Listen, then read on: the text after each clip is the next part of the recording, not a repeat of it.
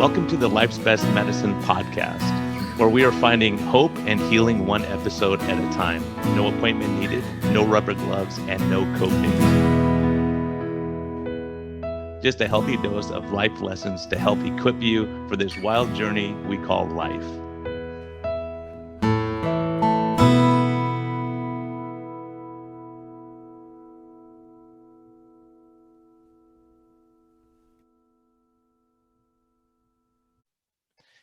This episode of Life's Best Medicine is brought to you by the great people at Simply Snackin'. 10 flavors of beef and chicken, humanely raised, grass-fed beef, free-range chicken. And I'm excited about the 10 flavors because I'm heading off to the jungles of Guatemala on a medical trip, and I can have a new flavor every day and not get bored. I'm going to pack them in my suitcase because they're light and easy, and I could bust them out whenever I need to. So if I get stuck somewhere and everyone's eating terrible food, I could have some healthy, great snacks and still stick to my low-carb lifestyle. So thank you, Simply Snackin', for again sponsoring this episode and for bringing these important stories to the people. Thank you very much.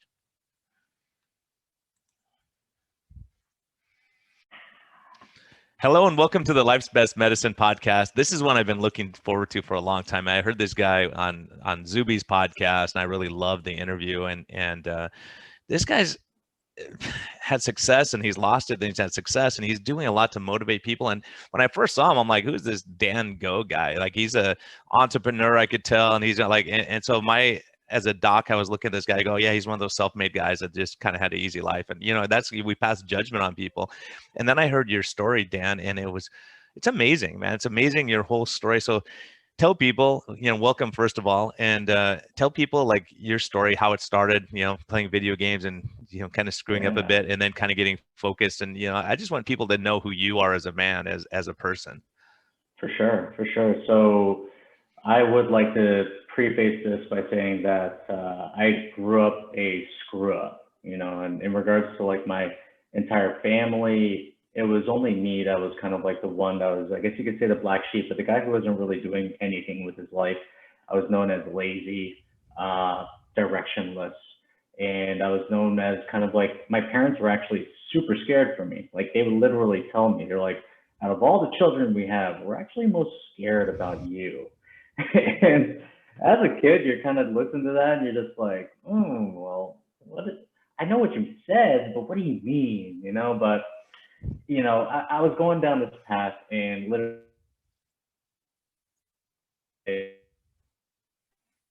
eating potato chips, playing video. I would go out. Hey, Dan, sorry, man. Can we just start? Oh, sorry. Can we just start? You just cut out for a second. We'll just start over. Go like when you were a kid. Yeah, for sure. So when I was a kid, actually, where do you want to start from? The grew up as a screw up part, or which? Yeah, let's just redo the whole thing, man. Just redo it. It just froze and like you were just gone for a second. It was just internet lapse somehow. Oh, okay. Internet unstable. Yeah, so Jack, we'll just restart. Jack, he's my editor. Jack, we'll just restart here, and I'll so yeah, just start there. Like, I was a screw up as a kid. Yeah. So I would want to preface this by saying that I grew up a screw up, and I was the black sheep of a family of 2 boys, 1 girl. I was the fourth, the last one, the one that actually, I don't know if I was a mistake, but they were actually going to cut it at my sister, and then I came, and then that's when my mom's like, all right, no more, tying the tubes, doing all that kind of stuff. And then pretty much I never really took to school. I was actually known as a very directionless kid, and my parents, my mom and my dad, they would literally sit me down at their conference table, because they were entrepreneurs back then, and they were trying to make it in going from Philippines to North America, immigrating. And they would always sit me down and be like, Dan, you're not really showing anything right now. And we're actually pretty scared. Out of all the children that we have, you are the one we are scared about the most. And as a kid, when you hear that, you're just like, oh shit, like, man, that kind of sucks. Everyone else is doing great, and I'm kind of like the one that just doesn't feel like doing anything, doesn't even feel like wanting to do anything. So every single one of my days was spent playing video games, eating bags of potato chips. And And literally at night, I would go out with my friends and I would get drunk. This was like in my teens and 20s. And then lo and behold, what happens is that there's actually two stories that happen. One of them is just my dad. I see my dad every single day in the morning. I wake up and he's coming back with a gym bag in his hand. And I'm just like, what are you doing, man? Like, this is weird. You just started this thing. I don't know what you're doing. So this happens for about 6 months. I'm like, okay, so where are you going at 6 a.m. in the morning? And he's just like, well, I'm going to the gym, right? And that's all he said. He never said anything else to me. He just kept on going to the gym every single day. So what happens after about 8 months to a year, he gets a free pass from the gym and he hands it down to my brother. And my brother's like, I don't want this. So just like his old clothes, he hands it down to me. And I'm just like, okay, well, you know, what is the worst that can happen? The worst that can happen is that I see some hot girls. I spend time other than playing video games and playing TV and watching TV. That's probably the worst that can happen. So I end up going to the gym. I do everything horribly. And I do this for about a week. And I'm reading all the bodybuilder magazines. And I'm just like, okay, this one. I'm doing everything wrong. And then after 1 week of being inside that gym, I end up putting on my belt. I remember this very vividly. I put on my belt and then I go about 2 inches or 2 notches in, more than I was before, or more than I was at before. And after that, I'm just like, holy crap, like this stuff is actually kind of cool. And then you see your muscles popping up and, you know, and then it was just one thing for me to do that didn't involve watching TV or playing video games or getting drunk. And I was just like, well, my day's kind of full. I dropped out of high school, so I guess I can actually start doing this. So that was kind of like the start of my fitness journey. And I do this for about a couple of years. I fall in love with the gym and I'm still directionless. I'm still not necessarily going anywhere. And then something happens that rocks my world, which is my mom ends up passing away. She ends up going through an ordeal at the hospital. And about 6 months afterwards, you know, she ends up passing away. And anyone's mom is almost like the rock. She is the support. She is the glue that holds everything together, that holds people together, that held me together.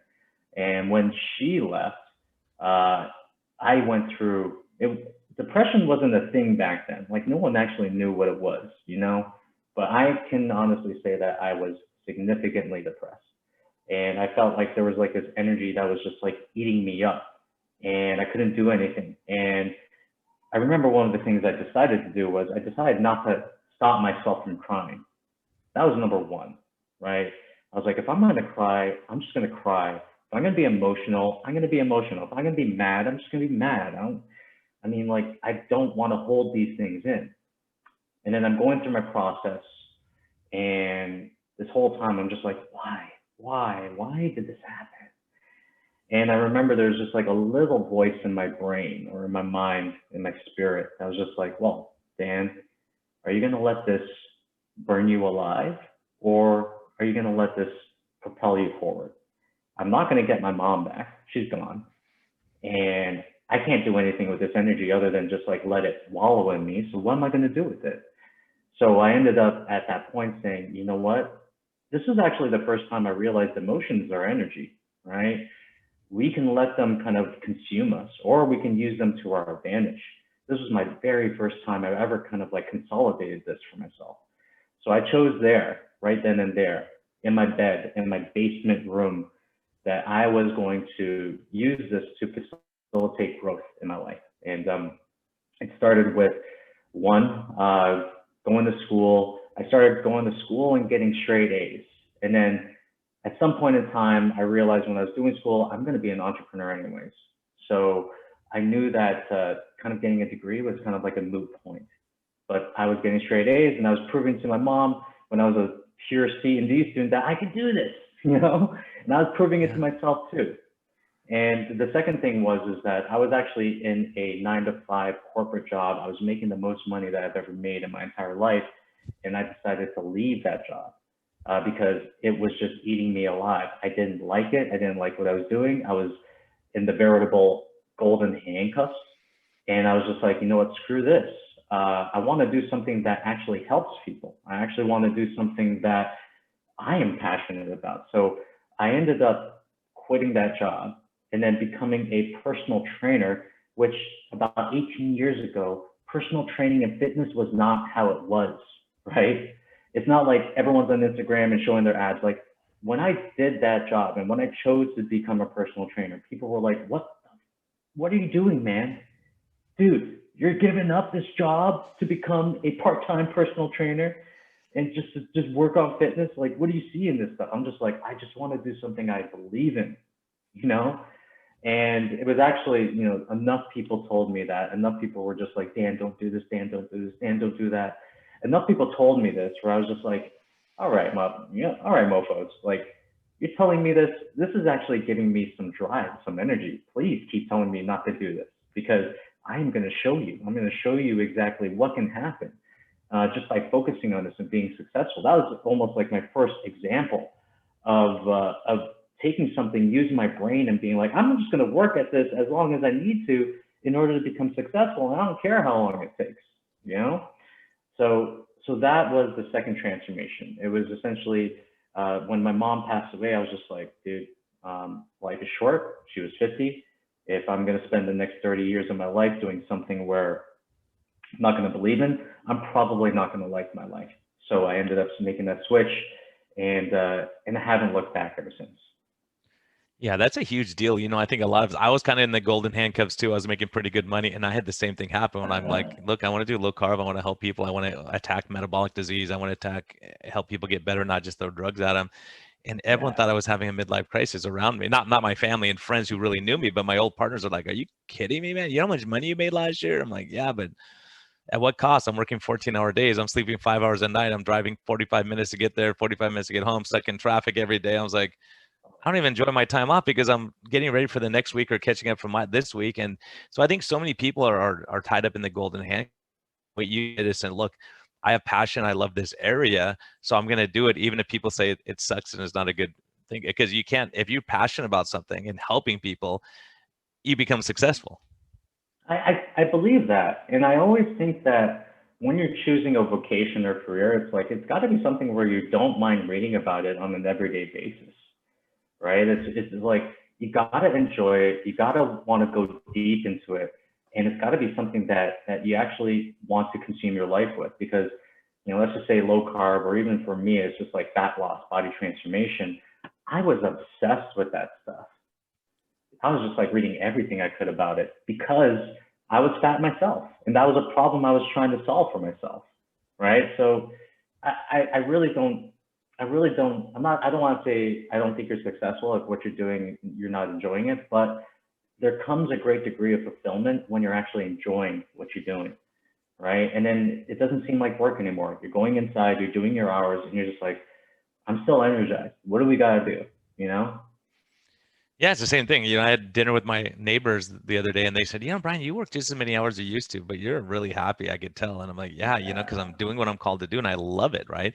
So, and not everyone has to be low carb. I mean, a guy like you're fit, healthy, taking care of yourself, working out hard. So you can get away with a lot more stuff than me as an overweight guy trying to lose weight, right? So, and I think part of it is being able to like get in people's brains and motivate. We do the same thing in a different area, right? Like basically it's like, hey, if my guys would go to you, they'll crush it with me and it will be so much easier. And I think when you start realizing we all have a role to play, right? And you say, where do I fit into this puzzle piece somewhere? Yeah, that's kind of the crux of life, isn't it? Everyone kind of, I wouldn't say everyone, but when we're put on this world, it's so weird, but we're all meant to do something. Not many people understand that. And it's almost like you don't really create your own meaning. It's like you have this role in the world, the role in which you are to make humans better, right? In some way, shape, or form. And that's on us to find out what that role is. That is our purpose. And I think that's one of the first things that people have to almost like find. It's just like, what is that thing that you were put on this earth to do? And when you find that thing, you keep on leveling up, you keep on going a little bit more higher, and you understand there are no levels, there is no mountain peak. But that is kind of like just it's the juice of life. It's to know that you're doing exactly what you've been put on this earth for. Yeah, and so you were doing that. You built up a business, got successful, and thought, okay, now I'm gonna start managing this stuff and let other people do the work. I'll be sitting back in the office making the money. And then, so what happened from that point forward? Yeah, so I owned the gym for about 11 years. And then we built it up to be one of the biggest gyms in the local area. So local meaning I was in Markham, Ontario, small town. It's a bigger town now, but it's still a small town. And we built it up to be one of the #1 gyms inside of that area. Uh, and this is something that I think happens with a lot of people. That gym started to turn into the Golden Handcuffs for me, right? I was getting very comfortable. We were making a lot of money, but then I felt like, what else is there to do, right?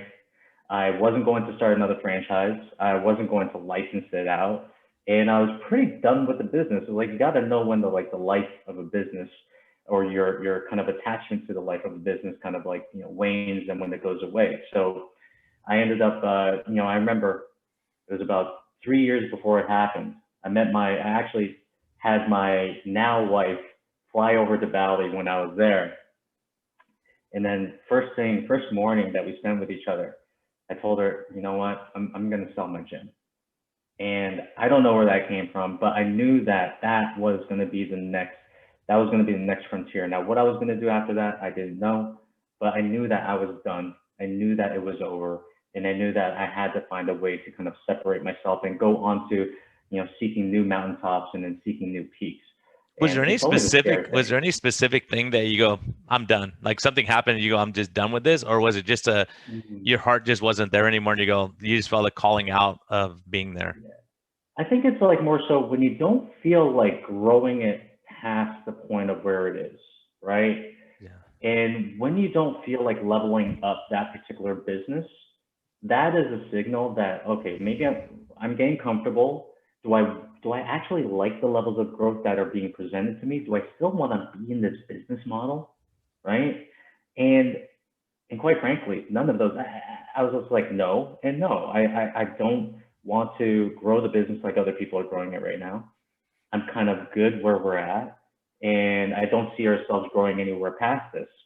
So I thought to myself, well, okay, well, the only thing is to sell it, to start over again, to actually start over again, and to take on the new journey. And quite frankly, it's like you don't lose the lessons like that you get from the previous business. They carry forward with you to the next one. So even like in myself, starting this new business and doing it for the past 2 years, we've accelerated the process. We're pretty much past where we were at with that gym based on the lessons that we actually knew or that we learned with that previous business. So what did you learn, man? What made this business so successful? What you're doing?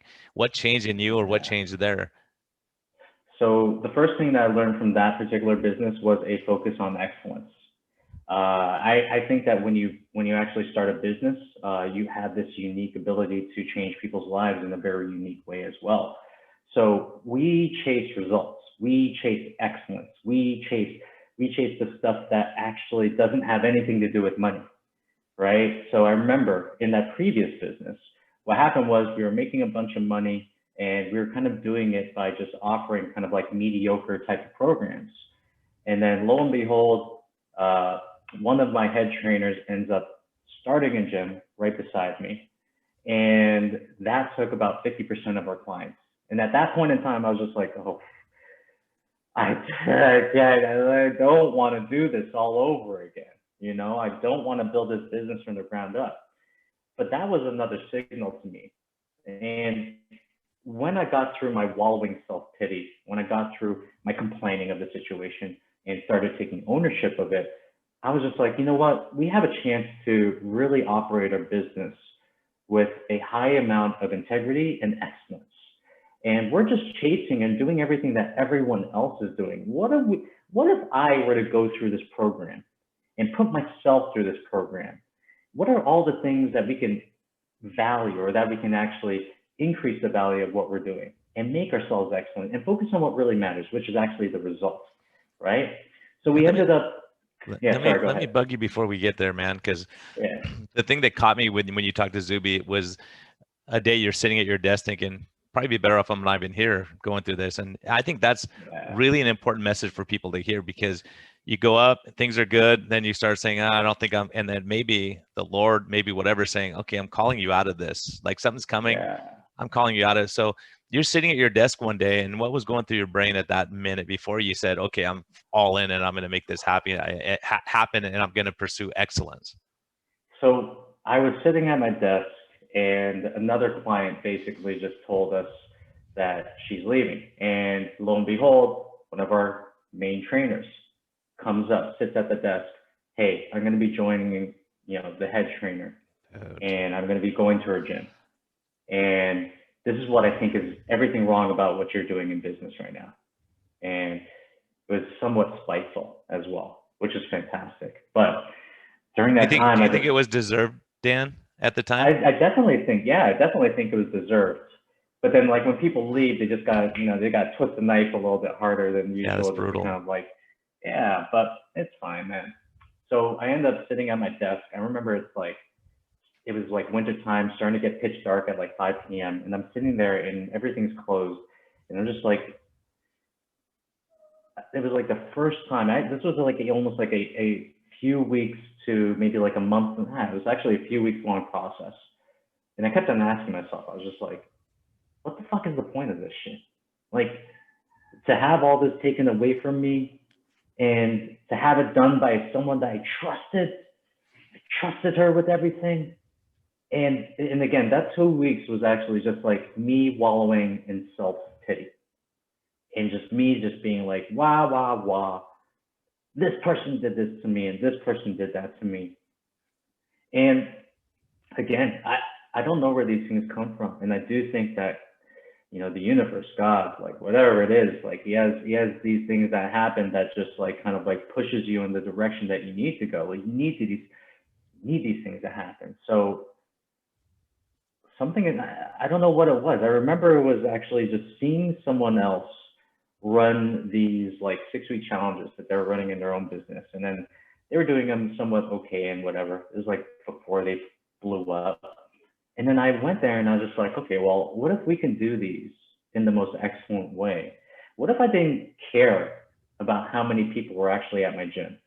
And what if we actually just focused on each and every person at our gym that is here right now and upvalue everything that we're doing and build a completely different business that will blow the socks off of everyone else? What if we can do that? A lot of times when we're in these moments of despair, we have to give ourselves almost like open-ended questions of just what if, right? And what would I do if? What would I do if I were to make this most excellent result-driven gym in the face of the world and in the entire world? What would happen if I did that? And then you get to journaling. And then you're just like, okay, well, I would do this, I would do that, I would do this. This is what I'd implement. And when you give yourself new possibilities and you start implementing these things, and then you actually start running these, like, let's just say these tests, something happens. It's basically like you're taking yourself out of inaction, you're putting yourself into action, and you're saying, hey, okay, well, I'm just going to wade through this and I'm going to figure it out, and I'm going to give myself as long as it takes to get myself out of this hole and to recreate something and almost like destroy something and recreate it into something that I think is beautiful, right? So I ended up almost revamping the entire body transformation process from that. And I was just like, we don't care how many people join our program. We're going to focus on each and every person that joins our program, and we are going to focus on each and every one of them and make their results as amazing as humanly possible. And that was one of the lessons. It's like, okay, well, number one, let's figure out what they're coming to us for in the first place. They're coming to us for this result, right? What are all the things that we can do to get them to this result? All right, let's do this. Now, what is the other thing that also matters within this whole scope of things? Community, right? Okay, so what can we do to create this amazing community that's not negative, that is all positive and actually supportive of each other? And let's get rid of the bad apples. We were losing clients. We lost more clients because I was just like, we're losing this person, we're losing that person, and we're losing that person because we don't like their vibes, Okay, so you guys, here's your money. Thank you very much. We appreciate you. And we just basically said, we're going to work with the clients that we want to work with. We're going to do the work that we want to do. And then that has led to kind of like what I'm doing in this particular business right now. It's just like, okay, well, what are all the things that we can do to get our clients results? What are all the things that we can do to develop better connections with them? And it was those lessons. And I'm going to say that actually owning a brick and mortar business is a hell of a lot harder than actually trying to run an online business. You know, or maybe I think of it that way because there was a lot of stress, there was a lot of expense, there was a lot of overhead. And knowing what I know there, bringing it to what I'm doing here and trying to up level that, it's almost like just fun. It's basically like going into my wheelhouse and saying, okay, well, what are all the things that we can do now? Because we're open, we can do anything. Yeah, and it was a blessing in massive disguise for you too, because of what's happened with Huge. COVID and shutting the gyms down. All these gym owners are dying Yeah. right now, right? So to be able Yeah. to do stuff That, online and to be able to help people, and you've helped other people along your journey too, to do yeah. what you're doing too, which to an extent is kind of funny because a lot of those people are going to cut into your business a little bit too, right? Yeah. Well, you know what? The business that we're in is a business of Brian, and I'm in the business of Dan. And the thing is that no one is going to cut into these businesses whatsoever. You know, I really do think like what you're doing on Twitter, what I'm doing on Twitter is just like, it's really just attracting people based on our personalities, right? Well, Based yours on at our least, man. values. Yours at least, man. I don't know. I mean, but but that's part of it is like I see what you're saying, and I go, this guy gets it. Like you're Yeah, saying cool stuff, and you say it in like one line, two lines. I'm like, dang, he's right. yeah, This is awesome, man. And you see the brilliance for what it is, right? The I simplicity and the do. brilliance and the motivation. And that's not like for me. I'm saying, how do I have excellence in my, and I want to step back on this too because I keep thinking like when you're talking about excellence, who inspired you from a business standpoint to do it? Were there certain people that were either friends that were mentors or someone you read or a book or something where you go, yeah, that's what I want to do. This speaks to me For as, sure. So the as an first one was, entrepreneur. oh, sorry. Well, the first one was my dad. So when we immigrated from the Philippines to Canada, we ended up, like, my dad was just in survival mode. So he ended up buying a printing shop, and I saw him just working himself to the bone, 12 hours, 24 hours sometimes, just to get a job done and get it done to the extent of which the actual client needed it to be done. Like printing back then was like, he's printing books, he's printing flyers, he's collating, all this kind of stuff. And the thing is that he had a service-like mentality, right? Everything is done to the T for what a client needs. So he was my first inspiration. My second inspiration was this coach that I hired. There was this guy named Sam Bakhtiar. Rest in peace, Sam. Um, he he saw what I was doing inside of my gym, and he was just like, dude, you're just doing this for the money. You're literally just doing this for the money. And you shouldn't focus on new business right now. You should actually focus on your business. You should actually focus on your clients and make that community, make that gym as awesome as possible for the people who are already in it. And I think his whole thing was just like, forget new clients, forget new people, make it awesome for the people that are already there. So he's my second inspiration, and and man, like those coaching calls. Now when I look back on them, he was just spitting wisdom, and he was like one of the guys that kind of like pushed me in that right direction. The last guy is kind of weird. It's Elon, man. You know, Elon Musk. He's doing something in which he believes is going to change the world. He's doing something in which he believes is going to shift the world in a very positive direction. And for me, I look at that and I just get inspired. It's like, okay, well, if he can make electric cars, and if he can, you know, possibly make us a multi-planetary species, and he's doing it just from his own thoughts and his own brain and his own determination, well, maybe I can make a little bit of a dent for entrepreneurs who want to get in shape, right? Maybe I can, you know, make well, not every single one, but make over like 80% of entrepreneurs who are out there in North America be the best in shape versions of themselves. You know, I mean, if he can do it, hey, I mean, who's to say that I can't do it, right? So I would say those guys are my top three inspirations. Yeah, and that's it. And I see your positivity, right? So you're positive. I think when and Jason Fung and I just talked about this. A lot of people I talk about, it's like, and Sean Baker, we had a great interview recently, right? And all of them said, look, you help the person in front of you, you do, and you invest, and when you help other people, you get blessed back, and you get happy from that. Like in our world, everyone's looking to see what, like maybe that's how you were before. Is like, how much money can I make off this person? How much?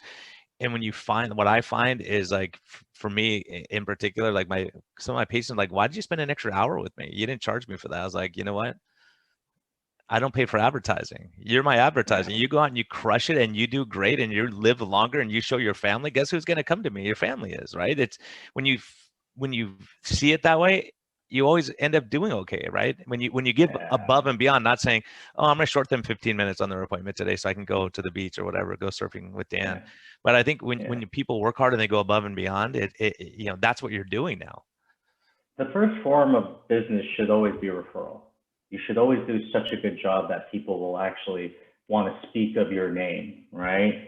And I have this thing. It's like if you actually find yourself searching for the next trick, if you find yourself always steeped into like, like what's the headline that could get people to come in and convert more, when you're focused on that stuff, it takes away from focusing on excellence.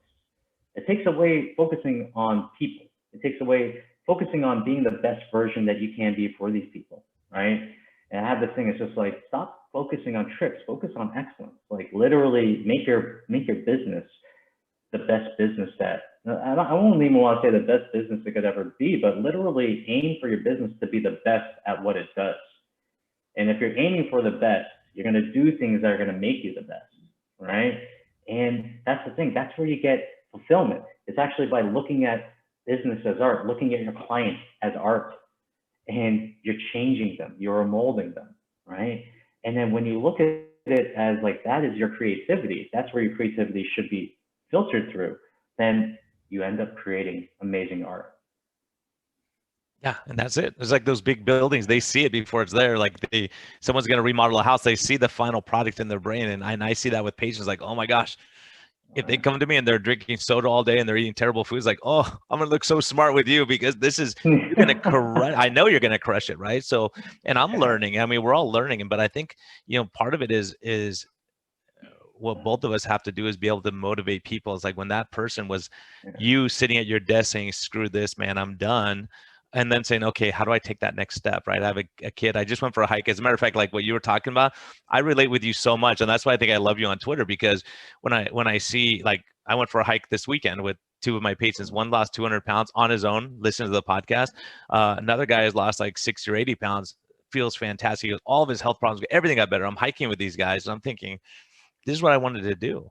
We're sharing yeah. life and we're building a community, and we have Zoom meetings, and I see, like, you guys don't even need me anymore. You guys are helping each other. This is awesome, right? To see people saying, "Oh, I used to crave chocolate every night. Here's what I did. Here's what I do when didn't want to exercise. Here, and you see all these people, and when I see my other patients come back, go, you know what this person said really inspired me. So I started exercising again, or I started, Yeah. not eating at 10 o'clock and watching TV. So I think the power of community, like everything I hear you saying is exactly what I'm thinking. I'm just not as successful as you for some reason. If I was good What is looking and success? strong, probably, and maybe I'll work on What that part what of it, man. what is success, man? Success is just like getting up and doing what you want to do. You know, and I think you're. I don't know. I don't want to make no comparisons about success, but yeah, man. I think we're all successful. But yeah, I would actually say that when you're working with clients, you help a guy lose 200 pounds. You actually see the meta effect it has on their lives too. Maybe they actually stop working the job that they hate. Maybe it's they find a mate. Maybe it's like they're having more sex with their wife. Maybe it's being a better parent to their kids. And when you see the meta effects happen, then you understand that, hey, this is why I do exactly what I do. I'm trying to transform people's lives through the process of helping them lose weight and becoming healthier versions of themselves. Yeah, I think that's it. And you see that and you realize, what was the trajectory of his life? What was the trajectory of your life until you said, "Oh, I got to do something." And I think being able to Uh, do that and to get into someone's brain and go, "Okay, let's just one step at a time." This kid goes one step at a time. And the thing I love, yeah, and you'll identify with this also as an entrepreneur, is I said, "Hey, man," like one of my friends is a multimillionaire. I go, "Once have you lost it all?" He goes, I'd make it back again. And that kid, I Yeah. asked him, I go, hey, what would happen if you gained 100 pounds? What would happen to you? He goes, I would lose it again. Like in their mind, they know how to do it now. So they go, it's not fearful anymore. It's that fear of like, once if I lose it all, what do I do? Well, then you make it back Mm, again, right? yeah. Yeah. It's such a skill. That's what I think it is. It's like being healthy, losing weight, it's a skill. And all you have to do is just learn a skill, just like learning how to hit a fastball, right? Same thing with like making $1 million, making multi-millions of dollars. It's a skill. Like when I left my gym, I was like, how am I gonna make this amount of money again? And then the whole thing is just like, well, guess what? You keep the lessons. You still have the lessons.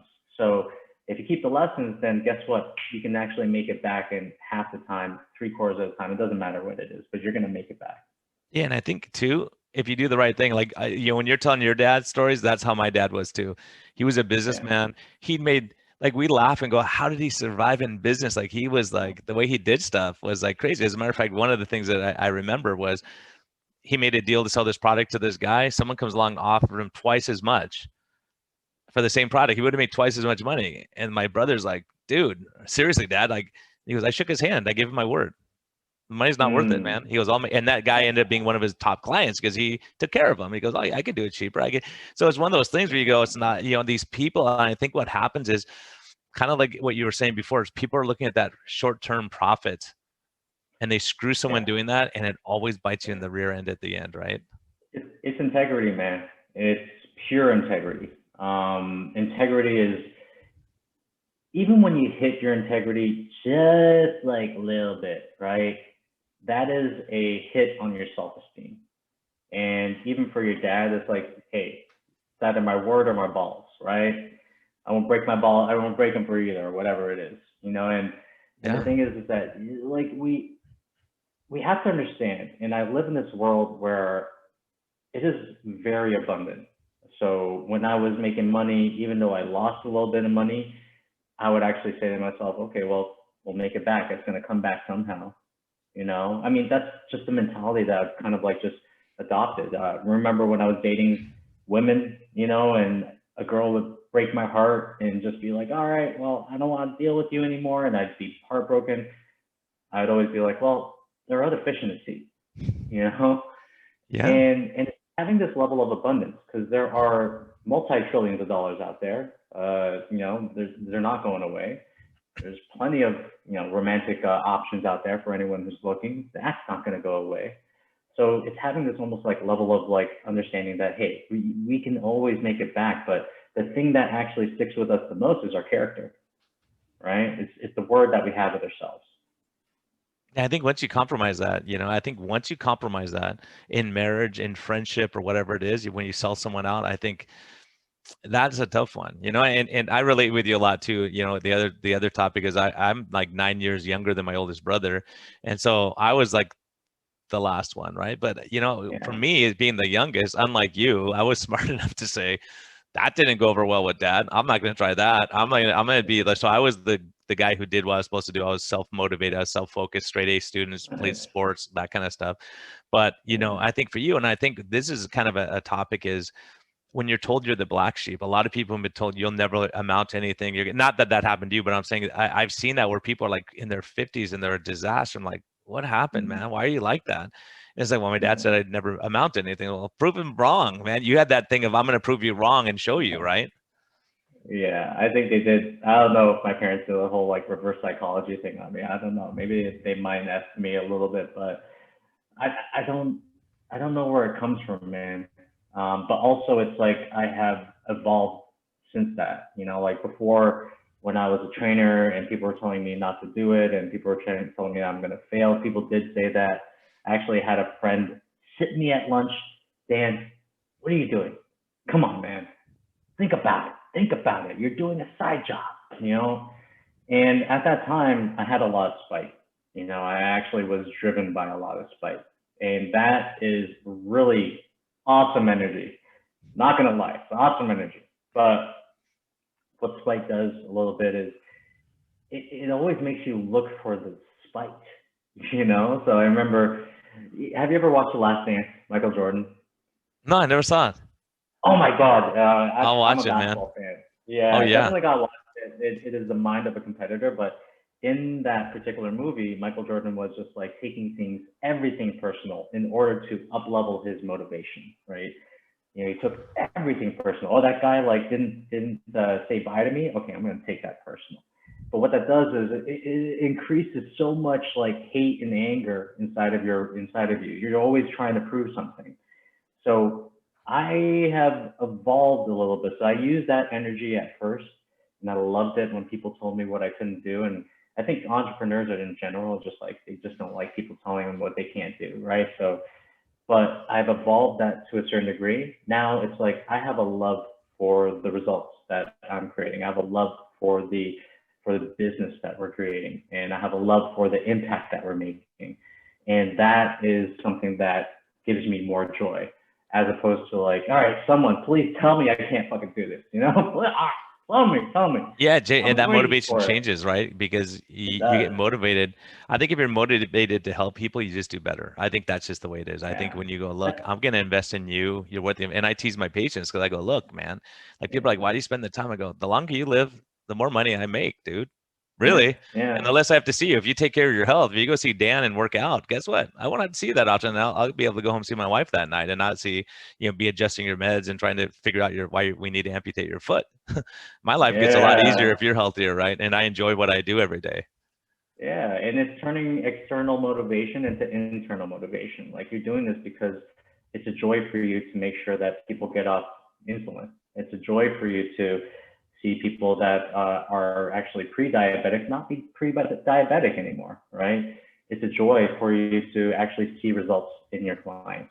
And then that is kind of like the juice of life. It's really just like a love for this rather than a spite and trying to not and trying to do something that other people tell you that you couldn't do, you know? Well, that may be a testosterone effect when you're younger. You want to really Oh prove yeah. the world. And then at some Oh point you go, yeah. do I really need to have that extra whatever money? Is it really that Yeah. important for me? Because that's the thing I loved about you two, seeing you. It's like you're talking about kind things about your wife, your family, being a family guy, Yeah. enjoying surfing, having a life. It's funny in just a few letters on Twitter what I can see about someone. That's why I wanted you on because you were this macho dude who goes, Yeah. "Yeah, I can crush everyone, and I'm the best guy in the world, and I'm perfect." And you see that and you go, "I don't want to deal with that guy," right? Yeah. Yeah. That guy had a lot of like unresolved anger inside of him. And it's okay. I mean, like he used it to kind of bring us to where we were, and then you need a different type of energy, you know, for the things that we're trying to do right now. The thing, the funny thing is that we talk about family. It's like I can't do that shit if my family is not awesome. If I'm feeling like we're not loving each other, I can't, because that is a part that just misses. You know, you just feel like that is not fulfilling. I can't do it if I'm not making a difference in other people's lives, right? Yeah. So, you know, these things drive me. Yeah, and I think we learned that because I'm a pretty easygoing guy, but I was so stressed in my old job. If my wife would text me, I'd be like, "Oh gosh, dang it, I don't have time for this right now." Like, just say, hey, how are you doing again? I'm like, Yeah, or someone would. I was just telling one of my old employees came over with me here, like joined me later on, and she's like, "You're a different person." Like before, I remember people would want to show you the picture of their grandkids. You're like, "Okay, great, okay, we got to go. I got 5 people waiting. I got a bunch of phone calls. I want to go home at some point."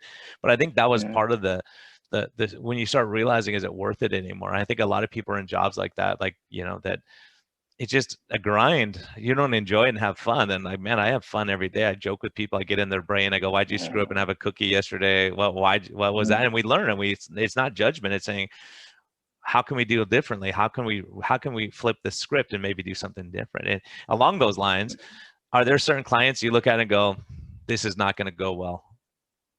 Yeah, I actually just scheduled a tweet about that. It was like it was very timing. It's good timing. So if a client is and the whole thing, like the whole crux, everyone thinks like, okay, the client's always right, you know, customer's always right. I think that's an absolute. There's always like exceptions to every single rule. So if a client is just unhappy and if they're just negative in general, and you're feeling, for me, I guess I'm an empathic guy. If I'm feeling like negative vibes from a particular person, like that is kind of like enough for me to not really say that I'm going to be working with this person, right? An unhappy client or someone that's going to be unhappy with you is probably going to be unhappy with everyone else. Also, if I don't work with the people that I want to work with, who are specifically high achieving entrepreneurs, then I'm not going to be happy. Like, it's not going to be fulfilling, because I literally get up for type A, high achievers, guys who are just crushing it in business. I love talking to them, and I love talking shit to them too, right? Mm-hmm. But if I work with someone that I'm like, okay, well, this is not a great fit, but he's willing to afford my services, that is still a level of integrity in which I'm going against. So I have to pick and choose the people that I choose to work with, essentially. And quite frankly, that is my time. I mean, we can't get that time back. And if I'm working with someone who I'm already iffy about, I gotta just like trust my gut and be like, sorry, well, let's go our separate paths. You go find another solution for yourself. And I'm okay with doing that, you know, because you got to protect your energy. You got to protect your time. Yeah, and there's some people that you're not going to, my motivation may be, some people want Yeah. Tro's personality, some people want my personality, some people want to like hit him over the head and yell at him and scream at him. Other people want you to be mellow and cool. So I think you kind of try to Yeah. adapt a little bit to say, how do I get in their brain and motivate them? And I think sometimes there's some people that are just like, I'm not going to get up and work out that early. I'm not going to do what you're asking. It's like, well, then you're wasting your time and money. And I don't have a problem saying that too to people. It's like, if you want to come off insulin, but you want donuts every morning, we don't have a, this is not going to work. You're wasting your time and money, Yeah. my time too. And I think, Twitter goes the same way. And I just saw something this morning. People are saying, like, when do you block people on Twitter? I really don't like to block people on Twitter. There's been times I've had 3 that I blocked in the last several months that my life has gone. I enjoy Twitter way more, and I'm thinking, wow, it's really like I used to think that they would just attack you for dumb stuff because of faith or because they say hope or like whatever. And it's like I want to help you, but I don't have time to be attacked every day. I want to there's so many. I want to see what Dan says. Murph, I love him. I love Tyler Tote. Yeah, Cynthia Thurlow, there's people that just uplift you and you see and go, like, they're going to say something positive, or at least, you'll make me think, sometimes like, well, what does that mean? Then I'll go, oh yeah. Or Zuby, right? I see his quote. I'm like, oh my gosh, like he's just speaking truth as he sees it. You may not agree with everything. We're not always going to agree on everything, but then when you go, these are cool people and they're out there helping people and they're taking time away from family to tweet and to do, so you schedule. I've never scheduled a tweet. I got to learn about this thing, but yeah, man. Got to sit down at 8 a.m. in the morning, create your tweets, and that's where creativity comes, at least for me. But, I block generously. I am a generous blocker, right?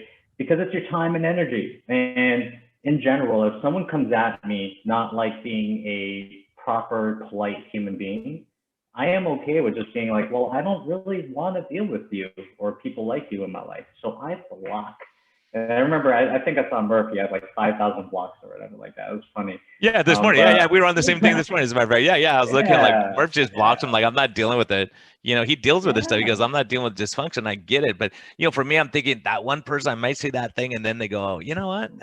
Because these people are miserable people. And you go, man, if I can, they can see some positivity, maybe it reached, I've had some patients that at first I'm like, this is not going to work. And then all of a sudden they get it. And they're like, I'm all in, doc. What do you got to do? And they crush it. So it's hard because I see that and you go, God, I don't want to give up too early, but I don't want to be abused by you either. Like if you're abusive and totally prove your point to everything, and I got to look up all the Google it like I did, man. I don't have time to be a research person, right? Yeah. Yeah. You got to protect your energy. And that's kind of the way I see it, is just that's the reason why I block very generously. And I'm not here to save anyone that doesn't want to be saved. That's kind of my perception. And if someone comes in and they're already mean and they're already kind of just rude and all this kind of stuff, well, guess what? This is my platform. Do you see that a lot, Dan? Do you get that? Oh my God, a lot. Okay, good, man. I don't feel bad, man, because you're so positive and you're so just say it the way it is. But no, I've seen that too, where people it's a hard thing because I think we're in a time where, man, Zuby says it the best, man. He goes, look, be who you are, because if they don't like you, they're not going to like you down the road. Like, you agree on 99% of the stuff, and the one thing they disagree with you on, they block you. If someone's respectful, I don't say mind them saying, because I've learned from people that I didn't necessarily agree with, and I go, well, explain why you believe that. oh, okay, I kind of get where you're coming from, like a little bit. But if they're a jerk, they're probably going to be a jerk. I think you're right on that. Like, it's not worth the energy. I don't mind disagreeing. I disagree with almost like every single person that I follow, and every single person that I enjoy getting tweets from. I probably disagree with every single one of them, but that's not enough to be like, okay, well, I'm going to create this echo chamber of people that disagree with me. It is really just like being a polite human being, Yeah. and treating human beings as if you would treat them as if you were seeing them out on the street, And even with Zuby, man, I respect him. He says exactly what's on his mind. He says that is pure Zuby. That is no one else, And I respect him for that. And I choose, and I try to do the same thing. And the thing is that I'm a pretty positive guy. I'm very kind, but I am not afraid to, let's just say, block someone, or to, let's say, protect my energy and create boundaries if someone is actually just being like a dick, essentially. Yeah, I think that's valid. And I'm getting more like that. And then, I find the more people like you and Murph and all these guys that are positive around, it's like, man, I get something from, like, oh, that's a good point. I like that. So it helps me with my day, rather than saying, gosh, that guy was a jerk to me. Why was he a jerk to me for no reason? Right. Because it happens. And if I just had people that agreed with me on everything, I would just be talking to myself all day, and that would be kind of boring too. That'd suck. That would just suck. So, dude, what about surfing, man? Like, what motivates you to get out there and surf? What's the thrill for you? What makes you go like, that's my thing? It is okay. So, surfing to me is flow on steroids. So I get flow from a couple of places. One of them is when I was practicing Brazilian Jiu-Jitsu, like being in a sparring match, like you can't think about anything. You have to be there. And then I get it from surfing. I'm dropping down and trying to hit a wave. That to me is like, I can't think of anything, I have to be here. If I'm not here, then guess what? The ocean is a pretty dangerous place. It can mess you up, right? So for me, surfing is just like flow. It's a chance to be alone. It's a chance to get some cardio in. It's a chance to learn with something that I'm not trying to be excellent at. I'm not trying to be the best at surfing, but it's a hobby that allows me to see life and to see growth from a different angle. I'm trying to get better at surfing. I'm trying to make myself a better surfer, and it's giving me all these lessons. It's actually giving me, like, the thing is, when you're trying to get better at something, it just it gives you the lessons that you're trying to learn with life in the first place. And it reminds you of these things, like something like, if you miss a wave, guess what? Another one's going to come. It's just like an opportunity, right? And you just see life through the growth that you're trying to create in these particular events. And for me, surfing is one of them. I don't know why, actually I do know why. I love the water and I love the ocean. And if I could spend, my days being in the ocean twice a day, guess what? That's a pretty damn good life. Yeah, and that's why you've worked hard to get there. You've worked hard to be able to do those kind of things, right? Like, you take care of business, you take care of people, you do that, and take care of yourself. And I think, when we talked about success, I see successful people that don't have a ton of money. They're successul because they're happy when I count myself as successful because I go home, my kids are cool, we laugh, we have fun, we tell stories, we're engaged. My wife, I'm in love with her, and everything's good. 26 years this weekend. We're chilling together a little bit, staying off Twitter. And I think when you start looking, it's like you could have all the money in the world and be a miserable person, right? Oh yeah, for sure. You could be selling like nuclear warheads. You're not going to be a happy person knowing that you're putting the world in a very precarious position. And have you ever heard of Ikigai before? Like, the whole concept is, I don't know if I'm going to do it justice, but it's literally like doing what you feel like you were put on this earth to do, doing it for the people that you want to do it for, getting rewarded for it in the way that you feel like you should be rewarded, right? And then if you're just like constantly doing these things, then guess what? That's going to lead to a very full life. I'm going to add something in there. It's like living in the environment that you feel like you should be living in, right? Life's too short to be living in an environment that you don't agree with. So that's why I got you accused me of that, man. You tweeted that. You said I was living that. I'm like, what?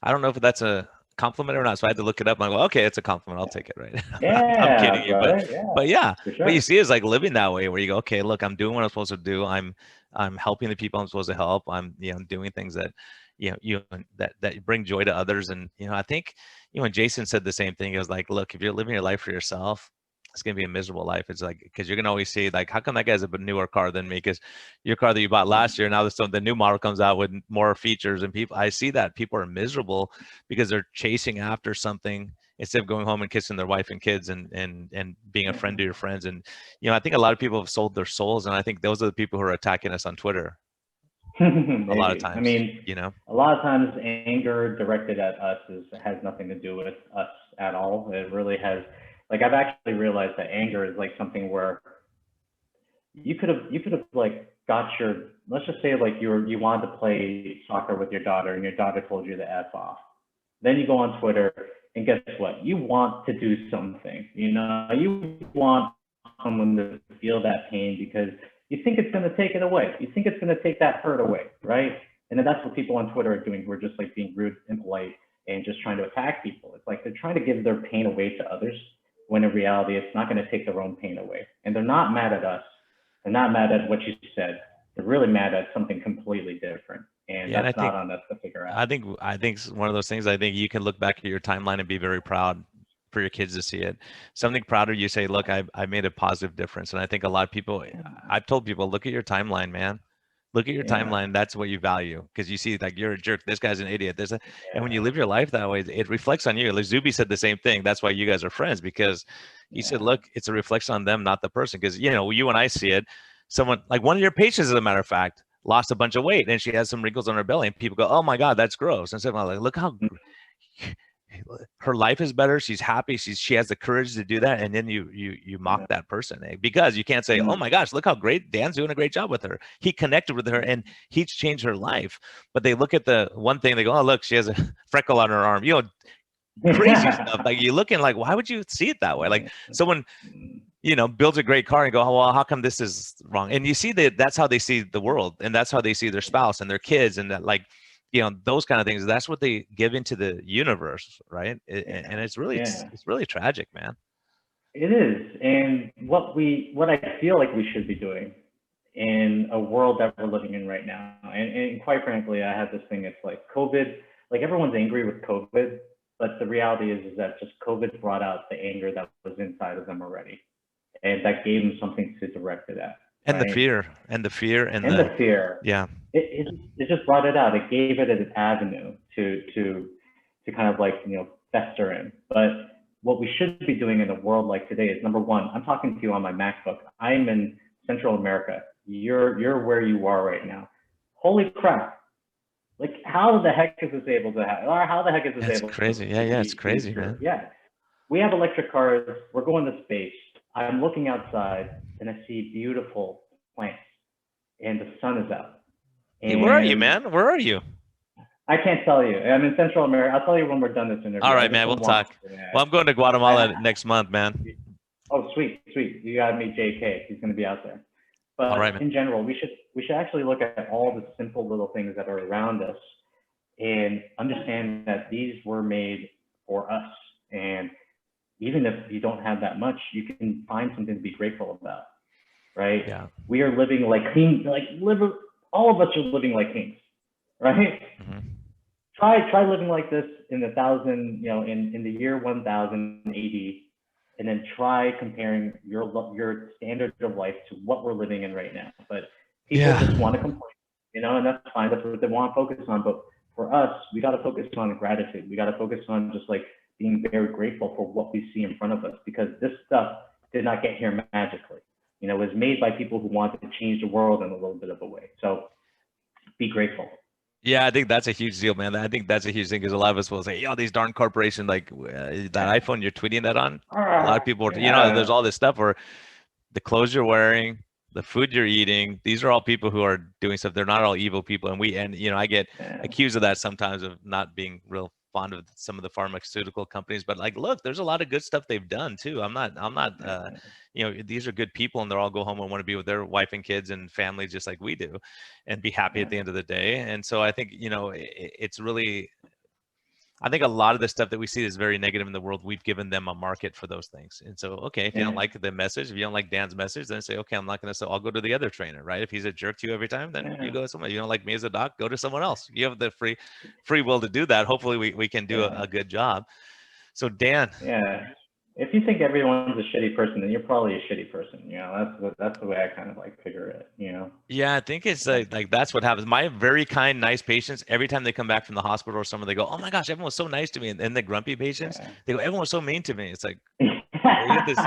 Were you at the same place? Because Yeah, generally people are pretty nice. Like I have a yeah, good friend of mine, and he's listening, I know, and he was having problems with all these nice. I'm like, all those guys are nice guys. You're having a problem with. Have you ever thought you're the common denominator between? And he was like, he goes, I was mad at you for like a week, and then I figured out he's totally right. Like these guys are cool guys. Why am I fighting with everyone? And he was going through personal stuff, and so I think sometimes when you figure it out and you go, maybe I'm the problem. Let me look at this, right? yeah, yeah, absolutely, So Dan, I absolutely, know your totally time's more agree. valuable than mine, brother. So hey, what's life's best medicine to you, man? And look, Don't say that. Dan, I got bad news for you. Life, life, Yeah. that's What medicine. matters, dude? Uh, oh, what matters? It's not just one thing. It's number one.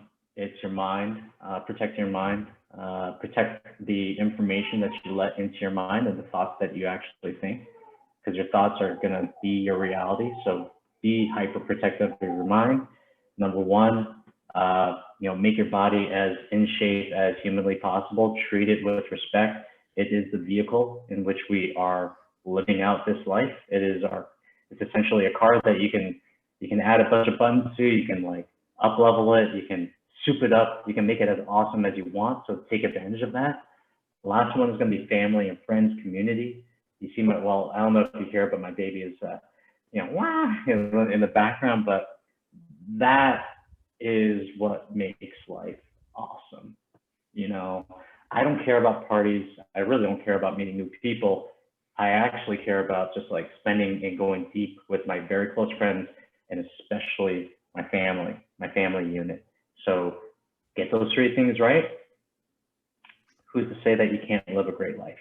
Yeah, and that's society's building blocks, man. Like you being happy in your Oh, family, yeah. you send those kids out, they impact people. Like you're talking about these ripple effects. That's a huge deal, right? That's a huge deal.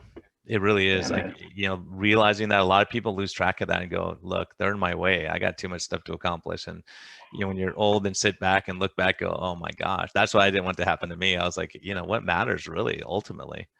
Like at your funeral, they're Legacy, not the they're not going to children. say that. They're going to say, "Oh yeah, Dan had a cool car," right? They're going to say, Yeah, "Look at his kids, man. Look at his wife. Look at the impact he's left locally and hopefully yeah, globally," right?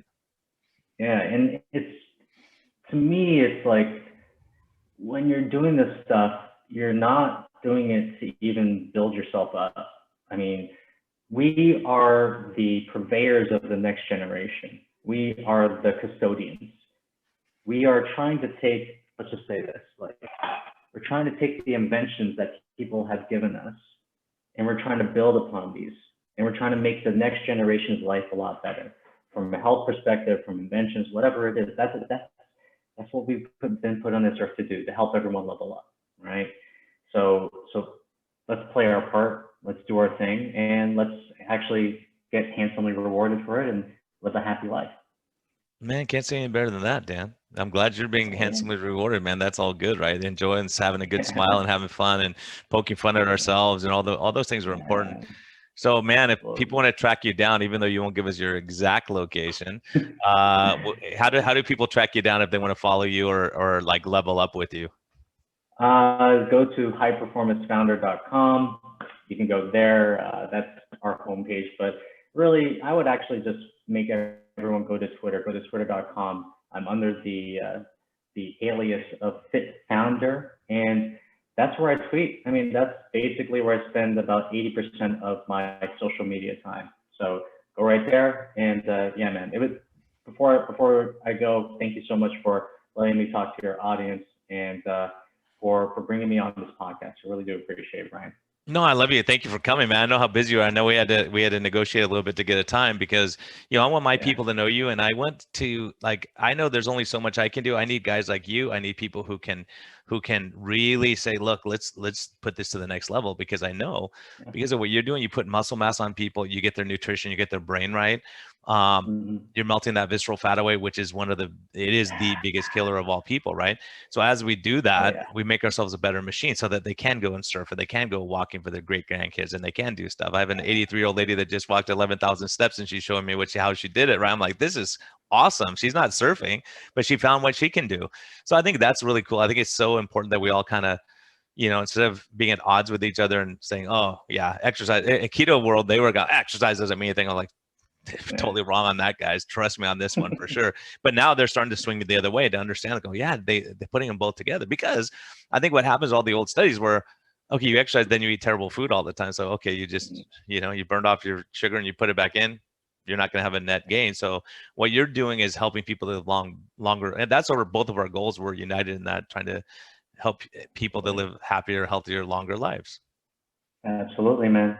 Yeah. Preach, baby. So everyone, hey, thank you for sticking with us. I know we went a little long, but hey, if I got Dan, I'm going to go a little long. That's just the way it is. And be kind to yourself, be kind to others, and hopefully a lot of this stuff will sink in. This is a successful guy, but he's successful in not just financially, but because he gets it. He's helping his family. He's helping other people. He's living a good life. So and if you're that person who is Dan sitting at his desk saying, "Is it worth going on?" It is. Take that extra step, reach out to people if you need it. Don't be afraid. Just if you need help, it's not weakness, it's strength. So reach out. If you Absolutely. need someone to talk to, you need someone to help get you back on your feet when you're down. There's no disgrace in that. Absolutely, man. Yeah. Agreed. All Thanks, man. right. Thank you. Thank you very much. I appreciate that. Shit. Ah. Okay. I gotta get on a call right now.